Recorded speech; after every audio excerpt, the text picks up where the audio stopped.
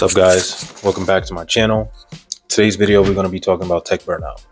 Is it real? And what are the potential signs and how to avoid it, right? So let me give you a little story about me working for a company for 8 years, data security, all that stuff.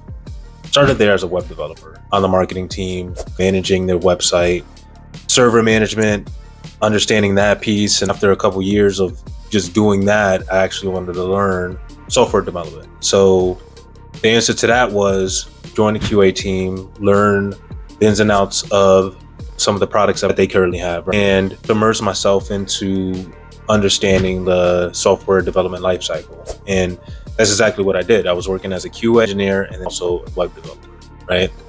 And I was doing that simultaneously for 2 extra years, trying to see if I could get to a certain level by putting in the work and working hard. I could have set up a routine to ease into some of the stuff that I was learning.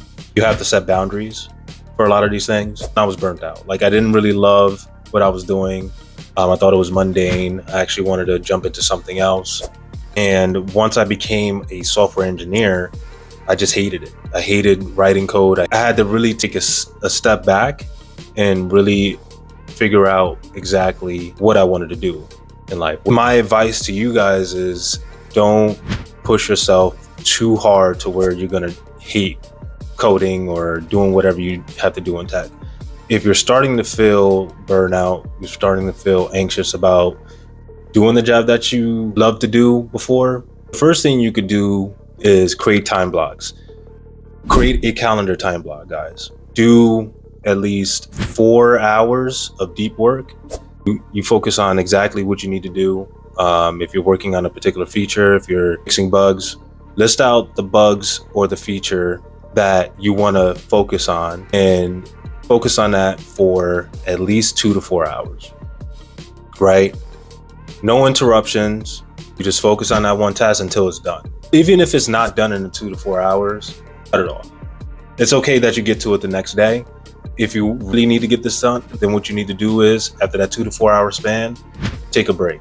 Take a 1 to 2 hour break, set time blocks. That's what's gonna help you de-stress from working on something that may be particularly hard for you and just making small progress. It's a lifesaver, it's a time saver, and you'll be more relaxed by doing this. Another thing you could do, focus on the hardest thing first. It's gonna set you up for success down the line before you hit that deadline.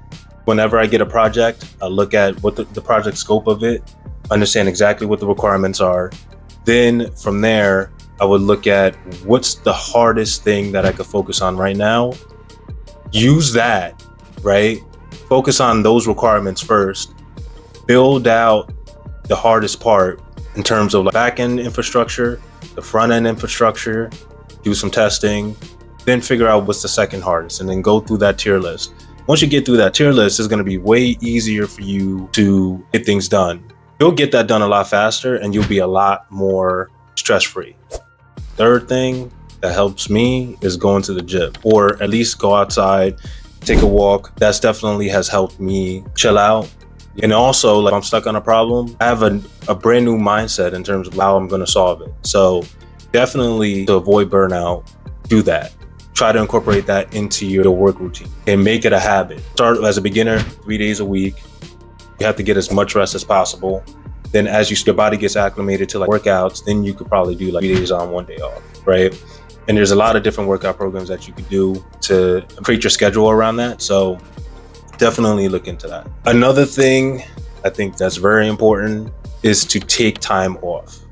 If you guys are not taking time off because you're workaholics and you want to get things done, I commend that. I like that you're working hard, but then at the same time, like, you're not doing yourself a good thing, doing yourself a disservice, constantly pushing and stressing yourself out.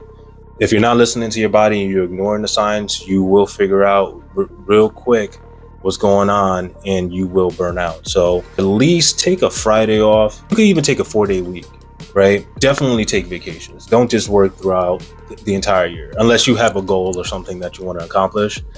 But always take time. Don't feel guilty. Don't think about work while you're on vacation. Like, if you have days, take them. Just take them, bro. It's gonna help you. right? So burnout is very real. I've been through it. I know a lot of you guys who found this video has gone through it and you're trying to figure out the best way to, kind of cope. This will help you, right? You have to set boundaries. You have to set boundaries. If you don't do that and you're working throughout the night, the thing is too, if you're working remotely, you really have to set boundaries. If you're working at an office, work is at the office, right? But if you're working remotely, all your work stuff is here, right? Because you're so comfortable being home and you're working, you lose track of time. So that's why it's always good to have time blocks for that. When it's time to shut down, and you shut down. And just because you set a goal in your mind and you didn't get it done, doesn't necessarily mean that you should be beating yourself up over it, right? It doesn't matter. You're gonna get to it. Take it a day by day basis. Hope this video helps you guys. If you have any questions, please reach out to me through email. I have my email here. And then also, if you like this video, like, share, subscribe. All right. Thank you guys for listening, watching. Appreciate y'all.